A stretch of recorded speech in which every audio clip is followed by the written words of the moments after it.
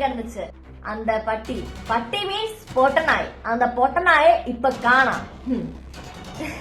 விஜயன போற தகுதியிலலாம் நான் டேரா அப்படின்னு சொல்லிட்டு இருந்துச்சு அந்த பைத்தியம். அந்த பைத்தியத்துக்கிட்ட எனக்கு ஒன்னே ஒண்ணுதான். இப்போ வந்து நான் ஒரு குட்டி விஷயம் சொல்றேன்.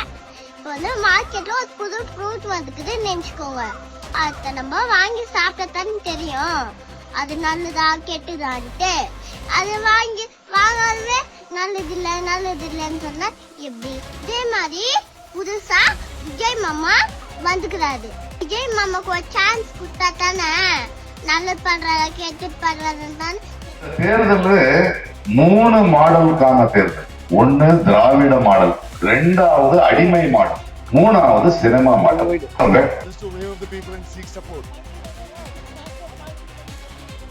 I am not fighting against anyone. I am fighting for the people.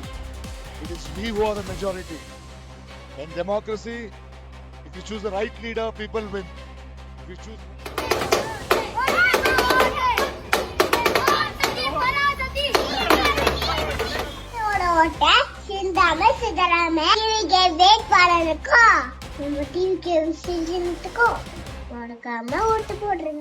ഒരു കാര്യത്തിൽ ഉറപ്പുണ്ട്, അടുത്ത തമിഴ്നാട് CM വിജയണ്ണൻ തന്നെയാണ്.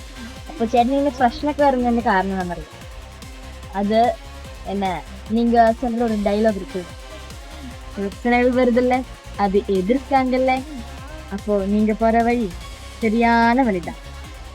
அப்போ 2026 பார்க்கலாம். Love you.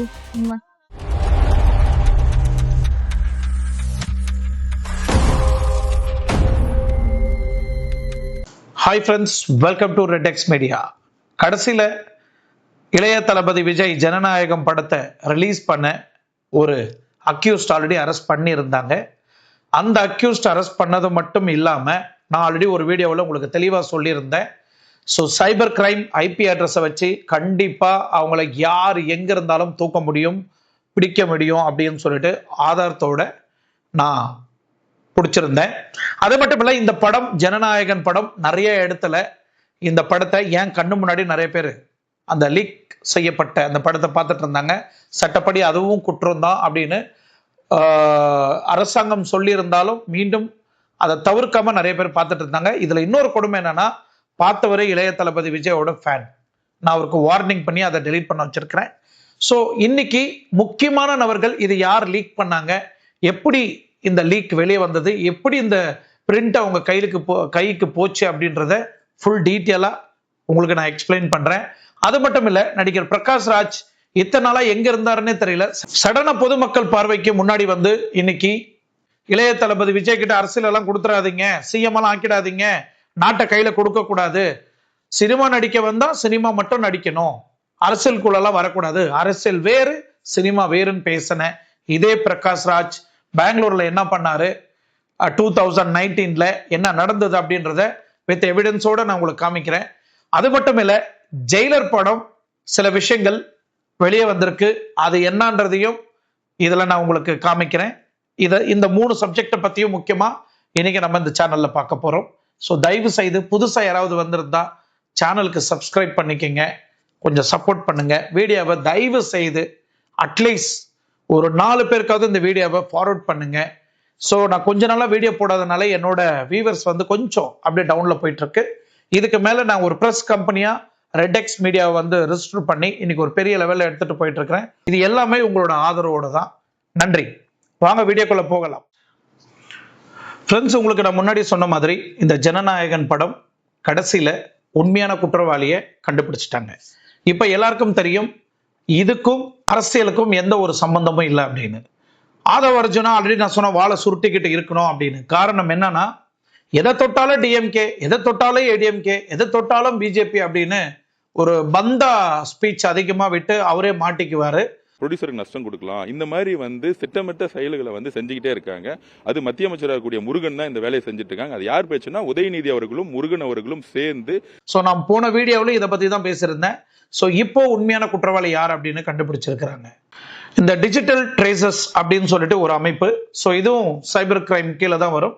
ஸோ இவங்க ஒரு தனிப்படையை அமைச்சு உண்மையான குற்றவாளி யார் அப்படின்னு ஐடென்டிஃபை பண்ணியிருக்கிறாங்க. இந்த உண்மையான குற்றவாளி இவர்தான் இந்த தப்பை செய்தாரா அப்படின்னு நம்ப முடியாத வகையில் இந்த நபர் இருக்கிறாரு. இந்த நபர் உண்மையிலே இந்த படத்துக்கு சார்ந்தவரா இல்ல இந்த படத்துக்கு அப்பாற்பட்டவரா அப்படின்றதையும் நம்ம பார்க்க வேண்டியது இருக்கு. இந்த டிஜிட்டல் ட்ரேஸ் இவங்க ஒரு 2 தனிப்படையை அமைச்சு நான் சொன்ன மாதிரி ஐபி அட்ரஸை வச்சு ட்ராக் பண்ணி இந்த 2 குற்றவாளியும் இன்னைக்கு கைது செய்து ஜெயிலுக்கும் அமைச்சிருக்கிறாங்க. ஸோ அந்த ஐபி அட்ரஸை வச்சு ஒரு 3 முக்கியமான நபர்கள் கண்டுபிடிக்கப்பட்டாங்க. ஸோ கண்டுபிடிச்ச உடனே போயிட்டு அவங்கள அரெஸ்ட் பண்ணலை, இல்லை அவங்கள ஃபாலோ பண்ணி கம்ப்ளைண்ட் கொடுத்து ரெசீவ் பண்ணி தூக்கலை. ஸோ இவங்க என்னெல்லாம் பண்ணிட்டு இருக்கிறாங்க, அந்த ஐபி அட்ரஸ் வச்சு ஃபுல்லாக ட்ராக் பண்ணிட்டாங்க. என்டையர் மொபைல் கண்ட்ரோல் இந்த டிஜிட்டல் ட்ரேஸுக்கு கீழே வருது. ஸோ மொத்த மொபைல்லையும் என்ன நடக்குது, லேப்டாப்ல என்ன நடக்குதுன்றது ஃபுல் டேட்டாஸ் வந்து இந்த கிரைம் டிபார்ட்மெண்ட் உட்காந்து பார்த்துட்டு இருக்கிறாங்க. ஸோ இவங்க என்னதான் பண்றாங்க அடுத்துன்னு 2-3 நாளா கண்டினியூவா இவங்க பின்னாடியே ஃபாலோ பண்ணிட்டு இருந்தாங்க இந்த தனிப்பட அமைப்பு. ஸோ இந்த 3 பேரை அரெஸ்ட் பண்ணி கோர்ட்டுக்கும் ப்ரொடியூஸ் பண்ணிட்டாங்க, சார்ஜஸ் ஃபைல் பண்ணி ஜெயிலுக்கும் அனுப்பிச்சிட்டாங்க. பட் முக்கியமா இங்க பார்க்க வேண்டிய ஒரு சப்ஜெக்ட் என்னன்னா, இந்த முக்கியமான நபர்ல ஒருத்தர் ரொம்ப முக்கியமான ஒரு நபர். ஸோ அவன் யாருன்னு நீங்க பாத்தீங்கன்னா ஃப்ரீலான்ஸ் அசிஸ்டன்ட் எடிட்டர் அப்படின்னு சொல்லப்படக்கூடிய ஒரு நபர். இது என்ன ஃப்ரீலான்ஸ் அசிஸ்டன்ட் எடிட்டிங் அப்படின்னு நீங்க பாத்தீங்கன்னா, ஸோ இந்த படத்துக்கு நீங்க முக்கியமா பாத்தீங்கன்னா இந்த ஜனநாயகன் படத்துக்கு எடிட்டர் வந்து சீப் எடிட்டர் வந்து பிரதீப் தான்.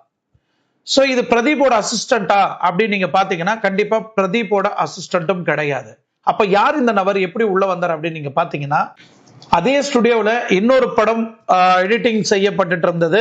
அந்த படத்தோட எடிட்டரோட அசிஸ்டன்ட் எடிட்டர் தான் ஃப்ரீலான்சர்ஸோட அசிஸ்டன்ட் எடிட்டர்.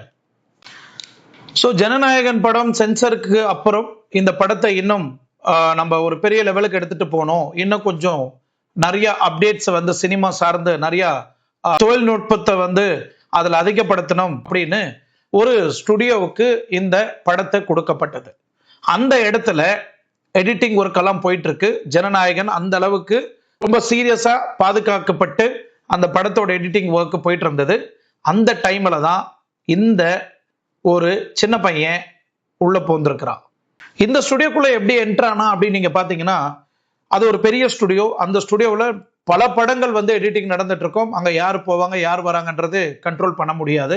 பட் இவர் ஒரு அசிஸ்டன்ட் எடிட்டர்னால அந்த ஸ்டுடியோக்குள்ள ரொம்ப ஈஸியா அக்சஸ் பண்ண முடிஞ்சது இந்த தனிப்பட்ட நபரால. இந்த பையன் உள்ள போன பிறகு ஜனநாயகன் படம் இங்கதான் எடிட்டிங் நடக்குதுன்னு தெரிஞ்ச உடனே ரொம்ப ஈகலா அந்த படத்தை எப்படியாவது பார்த்துடணும், அந்த படத்தை எப்படியாவது நம்ம உள்ளே உட்காந்து பார்த்துடணும் அப்படின்னு முயற்சி பண்றாரு. இவனுக்கு எப்படி இந்த தைரியம் வந்ததுன்னு எனக்கு தெரியல. ஒரு படம் ரிலீஸ் ஆகிறதுக்கு முன்னாடி உள்ள எடிட்டிங் நடந்துட்டு இருக்கிற அந்த படத்தை இவனால எப்படி அந்த முழு படத்தை பார்க்க முடிஞ்சது அப்படின்றது எனக்கு உண்மையிலே தெரியல. ஈவன் அது கட் எடிட்டிங்ல போயிட்டு இருக்கு, இன்னும் எடிட்டிங் ஒர்க் எல்லாம் போயிட்டு இருக்கு. இவன் ஆல்ரெடி அந்த எடிட்டிங் டெக்னாலஜி இருந்ததுனால இந்த அந்த எடிட்டிங் நடந்துட்டு இருக்கிற அந்த பிரேக் டைம்ல மோஸ்ட்லி லஞ்சுக்கு ஏதாவது போயிருக்கலாம். ஸோ அந்த டைம்ல ஸ்டுடியோக்குள்ள அந்த சிஸ்டத்துக்குள்ள இருக்கிற மொத்த காப்பியும் கோர்வையா எடுத்துட்டு வந்து அந்த படத்தை முழு படத்தையா அந்த பையன் பார்த்து முடிச்சுட்டான். பார்த்து முடிச்சவன் சும்மா இருக்கணும் இல்லையா? உடனே என்ன பண்ணியிருக்கிறான், தன்னோட ஃப்ரெண்ட்ஸுங்களுக்கு இந்த சப்ஜெக்டை பற்றி சொல்லியிருக்கிறான். ஐயோ படம் பார்த்துட்டேன், ஜனநாயகன் சூப்பராக இருக்கு, செமையா இருக்கு அப்படின்னு. அவங்க ஃப்ரெண்ட்ஸுங்கெல்லாம் யாரும் நம்ப தயாரா இல்லை. படமே இன்னும் வெளியே வரல, நீ எப்படி பார்க்க முடியும் அப்படின்னு. ரெண்டாவது இவன் எங்கெங்கெல்லாம் எடிட்டிங் ஒர்க் பண்ணுவான் அப்படின்றது அவங்க ஃப்ரெண்ட்ஸுங்களுக்கு எல்லாருக்கும் தெரியும். பட் தெரிஞ்சும் இந்த படம் இல்லடா நான் உண்மையிலே பார்த்துட்டேன்டா அப்படின்னு சொன்னோடனே, எங்க நீ காப்பி அனுப்ப பார்க்குற அப்பதான் நான் நம்புவேன் அப்படின்னு சொல்லியிருக்கிறானுங்க. இவர் பந்தா பண்ண இல்லையா, நம்ம இளைய தளபதி விஜய் படத்தை பார்த்துட்டோம் அப்படின்னு உடனே என்ன பண்ணியிருக்கிறாரு, இந்த படத்தை ஒரு 2-3 பிட் அமைச்சிருக்கிறார். இந்த பிட் அமைச்ச உடனே இது ட்ரைலர்லேயே வந்துடுச்சு, இது ஒன்றும் புதுசு இல்லை, நீ ஃபுல் படம் பார்த்தேன்னு சொன்னால் அந்த படத்தை எனக்கு அனுப்பு அப்படின்னு சொல்லியிருக்கிறாரு. இந்த படத்தை இவனும் ஃபுல் படத்தை அமைச்சிருக்கிறான். உண்மையிலே சொல்கிறேன், 90 GB அந்த படத்தோட கெப்பாசிட்டி 90 GB. அந்த 90 GBயை அவங்க ஃப்ரெண்ட்ஸுங்களுக்கு ஷேர் பண்ணியிருக்கிறான். இவனுங்களும் அந்த படத்தை முழுசாக பார்த்துட்டு ஃபுல் குஷியில் நம்ம ஃப்ரெண்டு நம்மளுக்கு ஹெல்ப் பண்ணானே, இன்னும் நம்ம ஃப்ரெண்ட்ஸுங்க இருக்கிறானுங்களே அவனுங்களும் பார்த்து என்ஜாய் பண்ணட்டும் அப்படின்னு அங்கேருந்து இவங்களோட ஃப்ரெண்ட்ஸுங்களுக்கு அந்த 90 GB HD கிளாரிட்டி மூவியை வந்து ஃபார்வர்ட் பண்ணியிருக்கிறாங்க. ஸோ இங்கிருந்து ஃபார்வர்ட் பண்ண உடனே அது என்ன ஆயிருக்கு, ஒட்டுமொத்த உலகத்துக்கும் அந்த வீடியோ பரவப்பட்டது. ஜென்ரலாக ஒரு படம் வெளியே வந்த பிறகு தான் ஒரு 2 நிமிஷம் 3 நிமிஷம் வெளியே அந்த introduction scene, interval scene, action scenes எல்லாம் வீடியோ எடுத்து வாட்ஸ்அப்பில் ஷேர் பண்ணுவாங்க.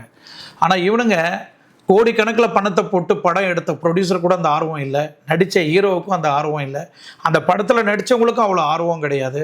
சும்மா ஒரு எடிட்டரு இவன் போய் பார்த்து அந்த வீடியோவை ரிலீஸ் ஆகிறதுக்கு முன்னாடியே மொத்த படத்தையும் வெளியிட்டிருக்கிறான் இந்த பையன். இவ்வளோ நாளாக இந்த படம் எப்படி ரிலீஸ் ஆச்சு? பிஜேபி ரிலீஸ் பண்ணியிருப்பானா, டிஎம்கே ரிலீஸ் பண்ணியிருப்பானா, ஏடிஎம்கே ரிலீஸ் பண்ணியிருப்பானா, நாம் தமிழர் கட்சி ரிலீஸ் பண்ணியிருப்பானா, இல்லை பாமக ரிலீஸ் பண்ணியிருப்பாங்களான்னு இந்த கட்சியை சார்ந்தே நிறையா பிரதிவாதங்கள் போயிட்டு இருந்தது இல்லைங்களா? இப்போ இதுக்கு முடிவு கிடைச்சிடுச்சா? யார் ரிலீஸ் பண்ணாங்க? ஸோ ரிலீஸ் பண்ணவங்க மொத்தம் 4 பேரும் இப்போ ஜெயிலில் அரெஸ்ட் பண்ணி உள்ளே போட்டிருக்கிறாங்க. பட் அரெஸ்ட் பண்ணி உள்ளே போட்ட பிறகு என்ன பிரயோஜனம்? மொத்த படத்தையும் மக்கள் பார்த்துருக்குறாங்களே. இந்த படம் ரிலீஸ் ஆன பிறகு தேட்டரில் போய் பார்த்து அதுக்கப்புறம் வசூல் சாதனை வெற்றி பெற்றால் இந்த படம் சாதிச்சுன்னு சொல்லலாம். ஸோ இந்த படம் ஆல்ரெடி வெளியே வந்ததுனால சந்தேகம்தான். ஸோ இந்த எடிட்டர் அசோசியேஷன் சங்கம் ஒன்று இருக்கு இல்லையா, நிறைய டிவி சேனல்லாம் நீங்கள் பார்த்துருப்பீங்க. இந்த படம் லீக் ஆன உடனே எல்லாரும் ப்ரெஸ் மீட்டிங்லாம் வச்சு பேச ஆரம்பித்தாங்க. ஸோ உண்மையிலேயே உங்களை பாராட்ட வேண்டிய ஒரு விஷயம், எடிட்டர் அசோசியேஷன் டீம் என்ன பண்ணியிருக்கிறாங்க, இந்த மாஸ்டர் பிரிண்ட் ஒரிஜினல் காப்பி நாங்கள் ஒரு ஸ்டுடியோவில் கொடுத்துருந்தோம், அந்த ஸ்டுடியோவில் இருந்து தான் கண்டிப்பாக இது லீக் ஆகிறதுக்கு வாய்ப்பு இருக்குது அப்படின்னு ஒரு அசம்ஷனில் ஃபாலோ பண்ணியிருக்கிறாங்க. அந்த ஃபாலோவின் பிடியில் தான் இன்னைக்கு ஒட்டுமொத்த டீமும் அந்த திருட்டு பசங்களை பிடிச்சாங்க. ஸோ இங்கிருந்து நம்மளுக்கு எல்லாருக்கும் ஒரு தீர்வு கிடைச்சிருச்சு, இந்த படத்துக்கும் அரசியலுக்கும் எந்த ஒரு சம்பந்தமும் இல்லை அப்படின்னு. இங்கே இன்னொரு விஷயம் நீங்கள் பார்க்கணுன்னா ரொம்ப ரொம்ப ரொம்ப ரொம்ப ஆச்சரியமான ஒரு விஷயம். நீங்கள் பழைய ஒரு 15 இயர்ஸ் 17 இயர்ஸ் பேக்கில் நீங்கள் பார்த்தீங்கன்னா நிறைய லோக்கல் கேபிள் சேனல்ஸ்லாம் இருக்கும். அங்கே வந்து இந்த இங்கிலீஷ் படம் தமிழில் டப் பண்ணி போடுவாங்க. ரொம்ப பிரிண்ட் கிளாரிட்டியாக இருந்ததுன்னா எந்த படமாக இருந்தாலும் ரிலீஸ் பண்ணிடுவாங்க. ஸோ இந்த மாதிரி ஒரு பேட்டர்னில் இந்த ஜனநாயகன் படம் ஆல்ரெடி லீக் ஆகிடுச்சு இல்லையா, இந்த படத்தை கோயம்புத்தூரில் இருக்கக்கூடிய ஒரு கேபிள் டிவி ஆப்ரேட்டர் என்ன பண்ணியிருக்கிறாருன்னா, நீங்கள் நிறைய சேனலில் பார்த்துருக்கலாம், அவர் அரெஸ்ட் பண்ணி ஜெயிலுக்கு கூப்பிட்டு போனதோ. ஸோ இவர் என்ன பண்ணியிருக்கிறார், இந்த படம் பிரிண்ட்டு நல்லா இருக்க, சூப்பராக இருக்க, நம்மளுக்கு நல்லா டிஆர்பி ஏறும், நம்ம கேபிள் நிறைய பேர் பார்க்க ஆரம்பிக்குவாங்க அப்படின்னு புது படத்தை, இன்னும் தேட்டருக்கே ரிலீஸ் ஆகாத படத்தை அதை தெரிஞ்சு செய்தாரா தெரியாமல் செய்தாரான்னு எனக்கு தெரியல.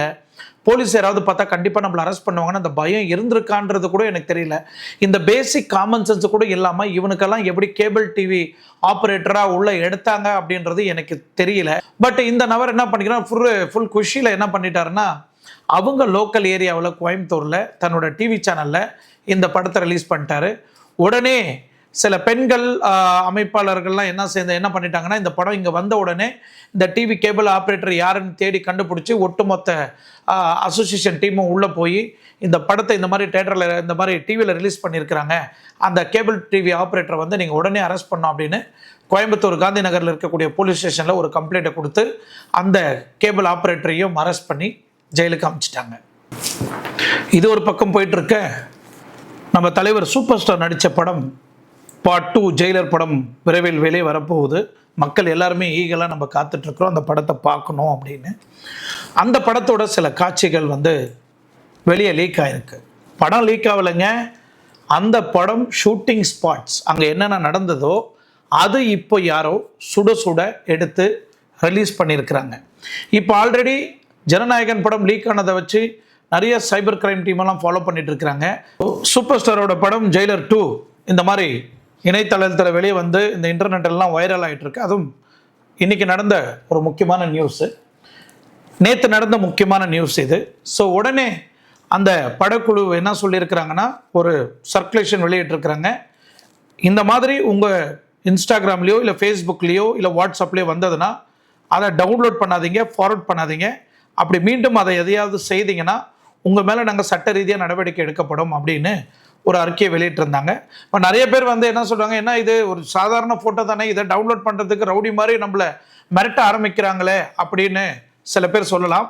ஒரு வீட்டை கட்டிப்பாரு, கல்யாணத்தை பண்ணிப்பாரு, ஒரு படத்தை எடுத்துப்பாரு அப்படின்னு சொல்லுவாங்க. படத்தை எடுத்தவருக்கு தான் அதோட வழி என்னன்னு தெரியும், தயாரிப்பாளர்களுக்கு தான் அந்த வேதனை என்னன்றத புரியும். ஸோ கண்டிப்பாக அவங்க எடுக்கக்கூடிய அந்த சட்ட நடவடிக்கைக்கு என்னோட சப்போர்ட் கண்டிப்பாக இருக்கும். அந்த மாதிரி ஏதாவது ஃபோட்டோ வீடியோஸ் ஏதாவது வந்தால் நீங்கள் டவுன்லோட் பண்ணிங்கன்னா கண்டிப்பாக இப்போ இந்த 5 பேர் எப்படி கைது பண்ணாங்களோ அதே மாதிரி நீங்களும் கைது செய்யப்படுவீங்க. இதை மறக்காமல் மனசில் வச்சுக்கிங்க. இதே இந்த ஜெயிலர் படம் இதே இந்த ஜனநாயகன் படத்தை நான் ஒரு ப்ரைவேட் ஹோட்டலில் பார்த்தேன். இந்த நபர் அந்த வீடியோவை உட்காந்து, அதுவும் ஒரு பாரில் உட்காந்துட்டு அந்த படத்தை பார்த்துக்கிட்டு அவ்வளோ பப்ளிக் பிளேஸில் அந்த வீடியோவை அவ்வளோ கம்ஃபர்டபுளாக பார்த்துட்டு படத்தை பார்த்துட்டு இருக்கிறேன். அப்போ நினச்சிக்கிங்க எந்த அளவுக்கு தைரியம் இருக்கு இவங்க அப்படின்னு. ஸோ இந்த இடத்துல நீங்கள் பார்க்கலாம், இளைய தளபதி விஜய்க்கு ஒரு இன்சிடென்ட் நடந்தால் நம்ம ரியல் சூப்பர் ஸ்டார் ரஜினிகாந்த் அவர்களுக்கு ஒரு இன்சிடென்ட் நடந்திருக்கு. ஸோ ஜென்ரலாக பார்த்தாக்கா இவங்க 2 பேருமே ஒரு சூப்பர் ஸ்டார் தான்.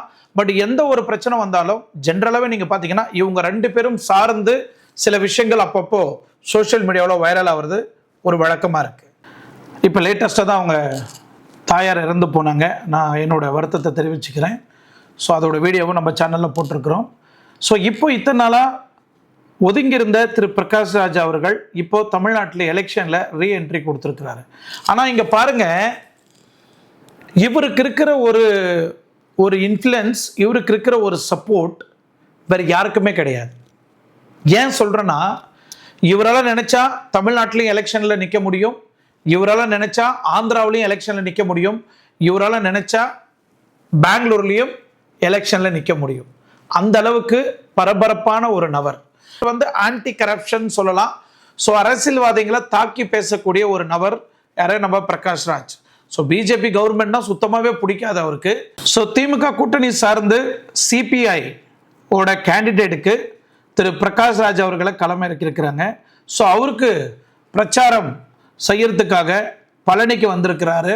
பழனியில் பிரச்சாரம் பண்ணும்போது ஒரு ஸ்டேஜில் அவர் என்ன சொல்ல வர்றாரு அப்படின்னு நீங்க பாத்தீங்கன்னா, இந்த தேர்தல் 3 மாடலுக்கான தேர்தல். 1 திராவிட மாடல், 2வது அடிமை மாடல், 3வது சினிமா மாடல். வெக்கம் சூடு சொரணை இந்த அடிமை மாடல் கொஞ்சம் கூட இல்லை. மகளிர்களை பத்தி அந்த உரிமையை பத்தி ஒரு சட்டம் எடுத்துட்டு வரணும்னு திடீர்னு நேற்று நான் நம்மளுடைய எம்பியை கேட்டேன். இங்க போயிட்டு இருக்கேன், நான் மதுரை வரணும், திடீர்னு கூப்பிட்டுருக்காரு மன்னர், என்னன்னு போகலாம். அங்க போனா அதுக்குள்ள டீலிமிட்டேஷன் பாஸ் பண்ணுவான். இந்த டீலிமிட்டேஷன் பாஸ் ஆயிடுச்சுன்னா 50 ஆண்டு காலத்துக்கு தென்னிந்தியாவுக்கு இருக்கிற பிரச்சனையை அரசியல் மாறிடும். சூடு சோழனை இல்லாம பேசுறாங்கன்னா இந்த எடப்பாடியோ இந்த மற்ற கட்சிகள் இருக்காங்கல்ல, இந்த அடிமை மாடல் தமிழ்நாட்டுக்கு துரோகம் நடந்துகிட்டு இருக்கு. தேர்தல் நேரத்துல எவ்வளவு தைரியம் இருந்தா அவன் பண்ணுவான். வாய முடிக்கிட்டு நிக்கிறாங்க பாருங்க. மதுரையை இன்னொரு மணிப்பூராக போறாருங்க அவனுங்க. அங்கிருந்து ஸ்ட்ரெயிட்டா பழனிக்கு வருவாங்க. இதுதான் இவங்களுடைய வேலை. ஒரு சினிமாக்குள்ள நீ டாக்டர் ஆகலாம், இன்ஜினியர் ஆகலாம், முதல்வர் கூட ஆகலாம். அரசியல் அப்படியே முதல்வர் ஆயிடுச்சு. யாரு அரசியல் பேசணும்? என் அளவுக்கு அரசியல் பேசிருக்கியாப்பா நீ? நடிகனுக்கு ரொம்ப பிடிச்சா 3 வருடம் தொண்டையில விட்டு விசில் அடிக்கலாம், காடை கொடுக்க முடியாது. நான் ஒரு நடிகரா வரல, இங்க இந்த சமூகம் உருவாக்கின ஒரு கலைஞனா நான் வந்திருக்கிறேன். சமூகத்துக்கு ஒரு சிக்கல்னா கலைஞன் உள்ள வரணும் தானே. ஸோ அப்படின்னு திரு பிரகாஷ் ராஜ் அவர்கள் சொல்லியிருக்கிறாரு இந்த இடத்துல. அதுக்காக தான் நான் இங்க வந்திருக்கிறேன் அப்படின்னு தெளிவாக சொல்றாரு. இங்க என்ன சொல்ல வர்றாருன்னா, என்ன ஒரு சினிமா நடிகனா பார்க்காதீங்க, உங்களில் ஒருத்தனை என்னை பாருங்க அப்படின்னு பிரகாஷ் ராஜ் வந்து அந்த பேட்டியில சொல்லிட்டு இருக்கிறாரு. இங்க அவர் சொன்ன விஷயம் இம்பார்ட்டன்ட் ஹைலைட் பண்ணி பார்த்தீங்கன்னா, 3 மாடலுக்கு நடுவுல தான் இங்க போட்டி. ஒன்று வந்து திராவிட மாடல், இன்னொன்று வந்து அடிமை மாடல். டிவிகே இளைய தளபதி விஜய் இவர் என்ன தாக்கி பேசியிருக்கிறாரு நீங்க பாத்தீங்கன்னா, சோ இந்த இடத்துல நீங்க இளைய தளபதிக்கு ஒரு குட்டி கதை சொல்லியிருக்கிறாரு, ஒரு குட்டி ஸ்டோரி. அந்த குட்டி ஸ்டோரி என்ன நீங்க பாத்தீங்கன்னா, கணத்துல வாழ்ந்துட்டு இருக்கிற இந்த தவக்கலை மத்தியில அதுல ஒரு தவக்கலை நான் தான் தலைவன் ஆவன்னு சொல்லுது. அப்படி சொல்லிட்டு இந்த ஸ்டோரிக்கு நீங்க எடப்பாடியை கூட ஆட் பண்ணிக்கிங்க, முடிஞ்சா விஜயை கூட சேர்த்து ஆட் பண்ணிக்கிங்க அப்படின்னு சொல்லியிருக்கிறாரு பிரகாஷ் ராஜ் அவர்கள். அது உங்களோட இஷ்டம் அப்படின்னு தெளிவா ஓப்பன் மீட்டிங்ல சொல்லிட்டு இருக்கிறாரு. இங்க என்ன சொல்ல வரேன்னா, இவங்க 2 பேரையும் தான் தாக்கி பேசுறாரு அப்படின்றத வந்து இங்க தெளிவா சொல்றத கன்ஃபார்ம் பண்ணிக்கணும். நம்ம இந்த ஸ்டோரி சொன்னது பிறகு அடுத்தது அவர் இன்னொரு சப்ஜெக்ட் என்ன சொல்றாருன்னா, ஒரு நடிகன் டாக்டர் ஆகலாம், ஒரு நடிகன் கலெக்டர் ஆகலாம், ஒரு நடிகன் இன்ஸ்பெக்டர் ஆகலாம், ஒரு நடிகன் சிஎம் ஆகலாம். இதுல சினிமாவில் மட்டும் ஆக முடியும். ரியல் லைஃப்ல நீங்க சிஎம் ஆக முடியாது. உங்களை நம்பி நாட்டை கையில கொடுக்க முடியாது அப்படின்னு பேசுறாரு. இதுல நான் அரசியலை சார்ந்து பேசின அளவுக்கு கூட இளைய தளபதி விஜய் பேசினது கிடையாது. ஸோ இவருக்கு எந்த வகையில இவருக்கு அனுபவம் இருக்கு? திரு நாம் தமிழர் கட்சி தலைவர் சீமான் அவர்கள் தமிழுக்காகவும் தன்னோட உணர்வுக்காகவும் பேசின அளவு 10-15 வருஷமா பேசிட்டு இருக்கிற அளவுக்கு கூட விஜய் அவர்கள் பேசவில்லை. சினிமாவில இருந்து ஸ்ட்ரைட்டா வந்து சிஎம் ஆகணும், நாட்டை என் கையில ஒப்படைங்கன்னா அந்த மாதிரிலாம் ஒப்படைக்க முடியாது அப்படின்னு திரு பிரகாஷ்ராஜ் அவர்கள் சொன்னார். நீங்க பாத்தீங்கன்னா இதே பிரகாஷ்ராஜ் ஒரு நடிகனா இருக்கிறவங்க கையில எப்படி எம்பி போஸ்ட கையில கொடுப்பாங்க? பெங்களூர்ல 2019 இவரு எம்பி கேண்டிடேட்டா நின்னாரு. இந்த எம்பி கேண்டிடேட்ல அவருக்கு ஒதுக்கப்பட்ட தொகுதியெல்லாம் நீங்க பாத்தீங்கன்னா சிவாஜி நகர், மல்லேஸ்வரம், ராஜாஜி நகர், வசந்த் நகர், மாதேபுரா, கேஆர்புரம், சிவிராம் நகர், அலசூர், இந்திரா நகர், எம்ஜி ரோடு, இந்த மாதிரி எல்லா பகுதியும், சாந்தி நகர், எல்லா பகுதியும் அவர் கையில கொடுத்திருந்தாங்க. ஸோ இவரு எந்த ஒரு கட்சி கூடயும் கூட்டணி வைக்கல. இவரோட கட்சியில தான் நானே சுயமா நிக்கிறேன் அப்படின்னு பெங்களூர்ல இருக்கிற சாந்தி நகர்ல ஒரு வீட்டுக்குள்ள ஒரு கட்சி ஆபீஸை தொடங்கி இந்த பிரச்சாரத்தை தொடங்கினாரு. நிறைய இடத்துல வந்து இங்க குப்பை கிடக்குது, அங்க இது கிடக்குது, இங்க இது சரியில்லை, இங்க இது சரியில்லை, பிஜேபி கவர்மெண்ட் சரியில்லை, காங்கிரஸ் கவர்மெண்ட் சரியில்லை, நீங்க என்ன நம்பி ஓட்டு போடுங்க, உங்களை எல்லாரையும் அப்படியே என் பக்கத்துல உட்கார்ந்துட்டு இருக்கிறாரு பிரகாஷ்ராஜ். நானும் பக்கத்துல உட்கார்ந்துட்டு இருக்கிறேன். மக்கள் எல்லாம் எவ்வளவு சம்பளம் வாங்குறாங்க, மாசானா எவ்வளவு எதிர்பார்க்கறாங்க அப்படின்னு மாசானா ஒரு 7,000 8,000 அப்படிதான் சம்பளம் வாங்குறாங்க சார். 10,000க்குள்ளதான் வாங்குறாங்க. இதுலயே அவங்க அந்த ஸ்லம்ல இருக்கிறவங்களாம் ரொம்ப வாழ்றாங்க சார் அப்படின்னு சொன்னேன். அதுக்கு அப்படின்னு ஒரு மாதிரி ஃபீல் பண்ணாரு. சரிடா பரவாயில்ல, இந்த அளவுக்கு ஃபீல் பண்ணி பேசுறாரு அப்படின்னு சொல்லிட்டு, இது நடந்தது உண்மை. நான் போட்டோ கூட உங்களுக்கு போட்டு காமிக்கிறேன். அந்த போட்டோவில் கூட நீங்க பாருங்க. அவர் கூட நான் இந்த மீட்டிங்கை முடிச்சுட்டு தனியா போட்டோ எடுத்தேன். சரிங்களா? ஸோ ஒரு நடிகனா நீங்க வந்து எம்பியா ஆளணும்னு ஆசைப்படும் போது, அதுவும் கனடாவில், ஏன்னா கனடா தான் உங்களோட பூர்வீகம். ஸோ இங்க தமிழ்நாட்டில் பிறந்து தமிழ்நாட்டில் வாழ்ந்த பிறகு ஒரு நடிகனா இன்னைக்கு எத்தனையோ தலைவர்கள் சினிமாவில் சாதிச்சிருக்கிறாங்க. அது உங்களுக்கே நல்லா தெரியுமே. நாங்கள் சொல்லி புரிய வைக்கணும்னு அவசியம் இல்லை. ஆல்ரெடி போன வீடியோவிலே நான் பேசினேன். நிறைய சினிமா நடிகர்கள் தான் எஸ்பெஷலி சவுத் இந்தியாவில் ஆட்சி பண்ண மாதிரி இந்த உலகத்தில், இந்த இந்தியாவில் வேற எவனும் ஆட்சி பண்ணது கிடையாது. சினிமாவை சார்ந்துதான் இங்க அரசியல் சார்ந்துதான் சினிமாவை தவிர்த்துட்டு இங்க சினிமா வேற அரசியல் வேற நீங்க பிரிச்சு பார்க்க முடியாது. இன்னைக்கு இருக்கக்கூடிய நிறைய அரசியல்வாதிகள் எம்பி ஆகட்டும், எம்எல்ஏ ஆகட்டும், இல்ல கவுன்சிலர் ஆகட்டும், யாரா இருந்தாலும் சரி, எந்த அளவுக்கு படிச்சிருக்கிறாங்க, எந்த அளவுக்கு அறிவுபூர்வ நாலேஜ் இருக்கு, எந்த அளவுக்கு டெக்னாலஜி இருக்கு, எந்த அளவுக்கு இவங்களுக்கு மக்களோட வலியை, இவங்க மக்களோட வேதனையை தீர்க்க போறாங்க அப்படின்றத கேள்விக்குறியாதான் பார்க்கப்படுது. ஆனா இன்னைக்கு வரக்கூடிய யங்ஸ்டர்ஸ் ஓட கட்சியை நீங்க பாத்தீங்கன்னா 100% ஃபுல்லி டெக்னாலஜி, ஃபுல்லி பேக்கேஜ் நம்ம சொல்லலாம். ஒரு ஃபுல் பேக்கேஜில் அரசியலுக்குள்ள என்டர் ஆகுறாங்க. ஸோ அவங்களுக்கு ஜனநாயகனா என்னன்னு தெரியும், மக்களோட வேதனை என்னன்னு தெரியும், ஒரு பட்ஜெட் ஷீட் எப்படி போடணும்னு தெரியும், ஒரு ரோடு எப்படி போடணும்னு தெரியும், மக்களோட வரிப்பணத்தை எப்படி கையாளணும்னு தெரியும், மக்களுக்கு சர்வீஸ் எப்படி கொடுக்கணும்னு தெரியும், தண்ணி எந்த டைமுக்கு கொடுக்கணும்னு தெரியும், ஒரு இன்ஃப்ராஸ்ட்ரக்சர் எப்படி உருவாக்கணும்னு தெரியும், ஒரு சிட்டி எப்படி உருவாக்கணுன்றத எல்லாமே தெரிஞ்சுதான் உள்ள வராங்க இப்ப இருக்கக்கூடிய யங்ஸ்டர்ஸ். ஸோ பிரகாஷ்ராஜ் எங்க இருந்தாருன்னே தெரியல, எங்க தூங்கிட்டு இருந்தாருன்னு தெரியல. இவ்வளவு நாளா பிஜேபி நோண்டிட்டு இருந்த அதே வாயி உண்மையில இருக்கிறீங்க. இப்ப நீங்க பேசுற வார்த்தையெல்லாம் சும்மா மக்கள் வந்து ஒரு ஃப்ளோவில் நீங்க பேசுற சப்ஜெக்ட் எல்லாம் கைத்தட்டி வீடியோவில் பார்த்துட்டாக்கா அதை மக்கள் என்ஜாய் பண்ணணும், அதை மட்டும் தான் பார்த்துருக்கிறீங்க. அப்போ உங்களுக்குன்னு ஒரு கோட்பாடு கிடையாது, உங்களுக்குன்னு ஒரு கொள்கை கிடையாது. ஒருத்தரை தாக்கி பேசிட்டுமே மறுபடியும் அவங்க கூட கூட்டணி வைக்கிறோமே, இது தவறா போகுமே, மக்கள் காரி துப்புவாங்களே அப்படின்றது உங்களுக்கு கொஞ்சம் கூட வெக்க, மானம், சூடு, சொரணை எதுவுமே கிடையாதா? கூட்டம் சேர்த்தவெல்லாம் ஜெயிச்சிட முடியுமா? இன்னைக்கு நாம் தமிழர் கட்சி சீமான் அவர்களும் இளைய தளபதி விஜய் டிவிகே தலைவர் ஆகட்டும், இவங்க 2 பேர் தான் தனிச்சு போட்டிடுறாங்க. மற்ற எல்லா கட்சியும் பயந்துகிட்டு என்ன பண்ணிட்டு இருக்கிறீங்க? இன்னைக்கு கூட்டணி அமைக்கிறீங்க.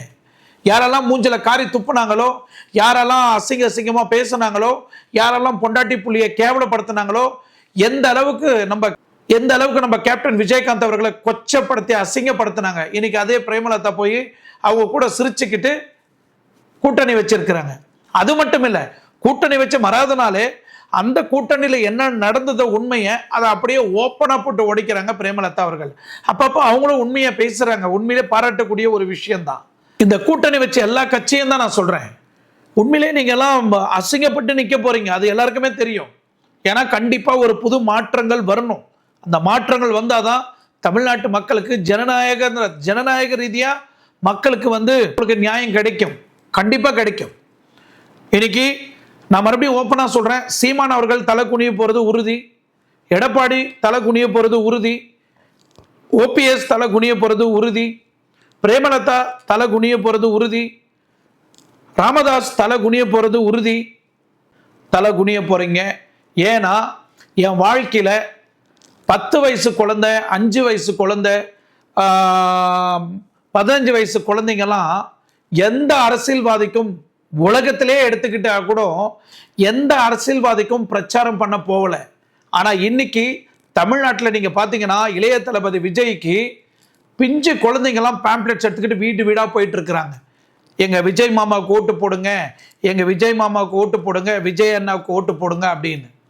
நீங்க ஒரு இன்ஸ்டாகிராம்ல நீங்க பார்க்கலாம், தேவான அஜித் அப்படின்னு சொல்லிட்டு ஒரு இன்ஸ்டாகிராம், ஒரு சின்ன பொண்ணு, இன்னும் ஒரு 10-12 வயசு இருக்கலாம், மேக்சிமம் ஒரு 14 வயசுக்குள்ள இருக்கலாம், மலையாளம் தான் அந்த பெண்.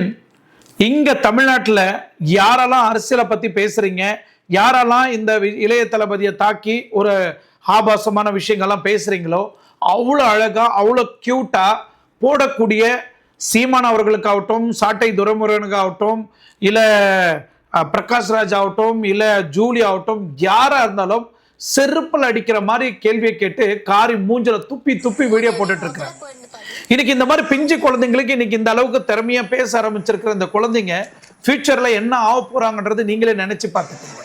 எப்போ சின்ன வயசுலயே இந்த குழந்தைங்களுக்கு அரசியல் சார்ந்து அறிவுபூர்வமான விஷயங்கள் அவங்க பேச ஆரம்பிக்கிறாங்களோ, தன்னோட பள்ளி படிப்பு படிக்கும் போதே இந்த அளவுக்கு அறிவுபூர்வமான நாலேஜ் வருதோ, கண்டிப்பா வருங்காலத்துல கண்டிப்பா ஒரு சயின்டிஸ்ட் ஆகலாம், அப்துல் கலாம் மாதிரி ஆகலாம், அவங்க என்ன வேணாலும் ஆகலாம்.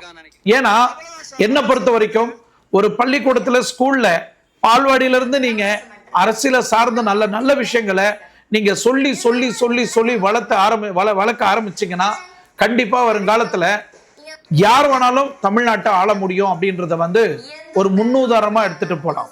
ஏன்னா சின்ன குழந்தைங்க இன்னைக்கு இளைய தளபதி டிவிக்காக இன்னைக்கு ஓட்டு கேட்க ஆரம்பிக்கிறாங்க. ஒண்ணு இல்லைங்க, சின்ன சின்ன பசங்க இன்னைக்கு பேச ஆரம்பிக்கிறாங்க. ஆச்சுன்னா எங்களுக்கு பிடிக்கும், அம்மம்மானா எங்களுக்கு பிடிக்கும், அம்மானா எங்களுக்கு பிடிக்கும், அப்பானா எங்களுக்கு பிடிக்கும், அக்கா தங்கச்சிங்கன்னா பிடிக்கும். இன்னைக்கு அவங்க போய் ஓட்டு போடுறாங்கன்னா கண்டிப்பா நாங்க யாருக்கு ஓட்டு போட சொல்றோமோ எங்களோட சந்தோஷத்துக்காக தான் எங்க அப்பா அம்மா ஆயா பாட்டி எல்லாம் போய் ஓட்டு போடுவாங்க. தவிர உங்க அரசியல் நல்லா இருக்கணும், நீங்க கொள்ளடிக்கிறதுக்காக உங்களுக்கு ஓட்டு போடணும்னு கண்டிப்பா போட மாட்டாங்க. நாங்க எல்லாரும் ஸ்ட்ரைக் பண்ணுவோம், உண்ணாவிரதம் இருப்போம் வீட்டுக்குள்ளேயே அப்படின்னு இன்னைக்கு நிறைய குழந்தைங்க கிளம்பிட்டாங்க.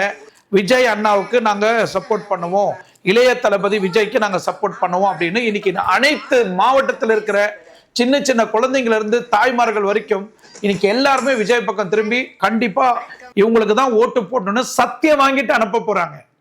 உங்களோட ஓட்ட சிந்தாம சிதறாம டிவிகே வேட்பாளருக்கும் உங்க டிவிகே விசேஷத்துக்கும் மறக்காம ஓட்டு போடுறீங்க. என்னால ஓட்டு போட முடியாது, எனக்கு பதிலா நீங்க ஓட்டு போடுங்க. எங்க எதிர்காலம் உங்க கையில. ஹாய் காய்ஸ், இப்போ நான் ஒரு குட்டி விஷயம் சொல்றேன். இப்போ மார்க்கெட்ல ஒரு புது ஃப்ரூட் வந்துக்குதுன்னு நினைச்சுக்கோங்க. அதை நம்ம வாங்கி சாப்பிட்டதான்னு தெரியும் அது நல்லதா கெட்டுதான்ட்டு. அது வாங்காதவே நல்லது இல்லைன்னு சொன்னா எப்படி? இதே மாதிரி புதுசா விஜய் மாமா வந்துக்கிறாரு. விஜய் மாமாக்கு ஒரு சான்ஸ் கொடுத்தா தானே நல்லது பண்றதா கெட்டு பண்றதுன்னு தானே தெரியும். நம்ம விஜய் மாமாக்கு சான்ஸ் கொடுக்காதவே அவர் நல்லா பண்ண மாட்டான்னு சொன்னா எப்படி? அதனால குட்டீஸ் எல்லா வீட்லயும் உங்க ஆயா தாத்தா மம்மி டாடி அக்கா அண்ணா எல்லாருக்கும் விஜய் மாமாக்கு ஓட்டு போட சொல்லுங்க. ஒரு சான்ஸ் தான் கொடுத்து பாருங்களே, உனக்கு தமிழ்நாட்டுல ஓட்டு இருக்கா, உனக்கு தமிழ்நாட்டுல ஓட்டு இருக்கான்னு சொல்லிட்டு என்னங்க அதுல அர்த்தம்? எனக்கு தமிழ்நாட்டுல இல்ல, இந்த உலகத்துல எங்க போயாலும் எனக்கு ஓட்டு கிடையாது. என்னன்னா எல்லாரும் சொல்றாங்க 18க்கு கீழே இருக்க ஓட்டு உரிமை இல்லைன்னு. அதனால எனக்கு ஓட்டு போட முடியாது. நான் என்ன பண்றது? என்னோட அப்பா அம்மாவுக்கு கேரளத்துக்கு தான் ஓட்டு, என்னோட அம்மாவோட ஃபேமிலிக்கு முழுவதும் கேரளாவில் தான் ஓட்டு.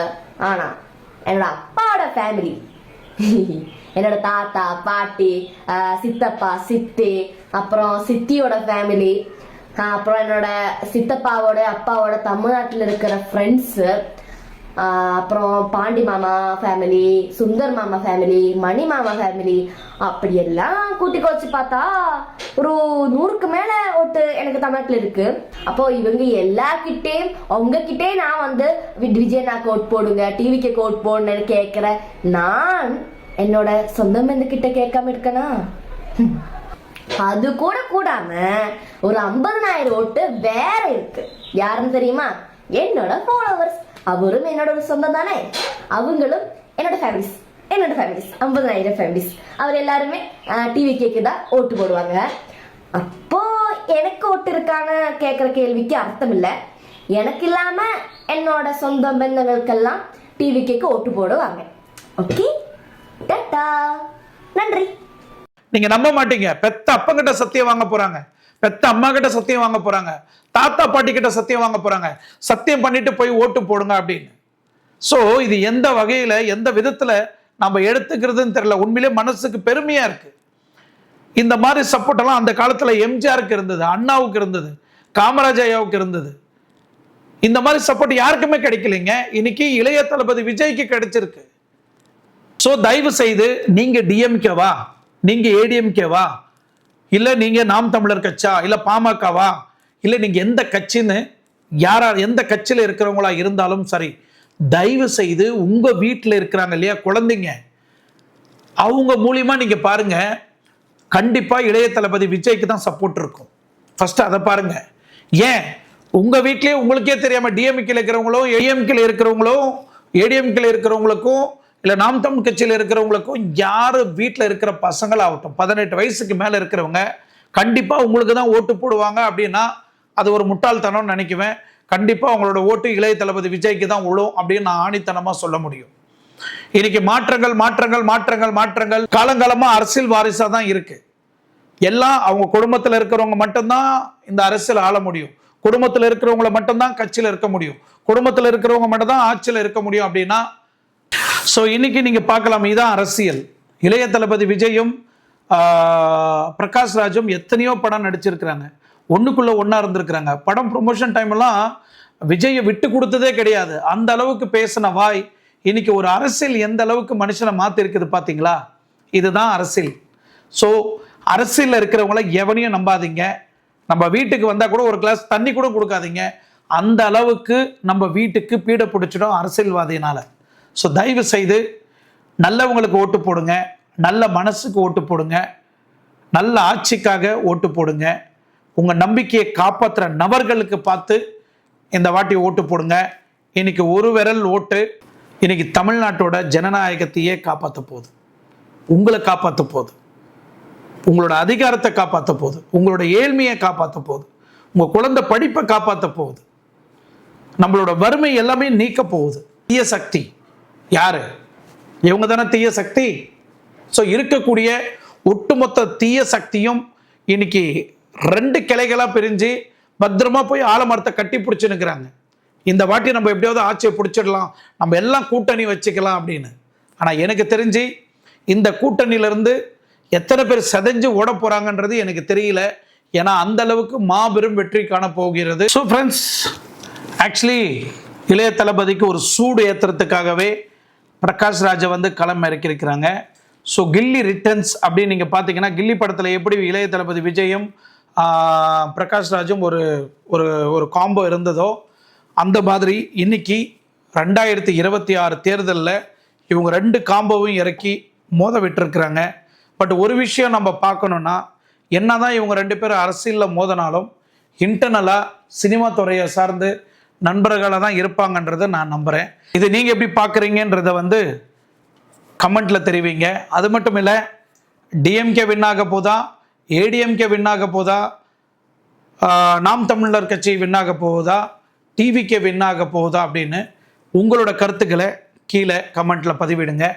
மீண்டும் சுவாரஸ்யமான அடுத்த வீடியோவில் சந்திக்கும் வரை உங்களிடமிருந்து விடைபெறுவது உங்கள் ஆர்கே. நன்றி, வணக்கம்.